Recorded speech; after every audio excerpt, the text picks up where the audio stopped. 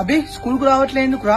Sir private school కి వెళ్తానా sir. మన government school ఇంకా ప్రైవేట్ స్కూల్ కి ఎందుకు వెళ్తాను రా అభి? నేనే వేసిన సార్ వాడిని. గవర్నమెంట్ స్కూల్లో ఏమున్నదని చదువుతాడు.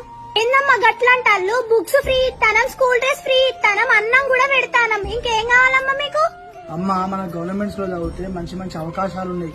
రేపంచెలు పంపి అభియాన్ని. అవునా టీచర్, మీకు కొడుకే స్కూల్లో చదువుతాడు? హైదరాబాద్ లో పెద్ద స్కూల్ వేసిన. మీ పిల్లలు ఏడ చదువుతారు సార్? నా పిల్లల్ని హైదరాబాద్ లో టాప్ స్కూల్ వేసిన.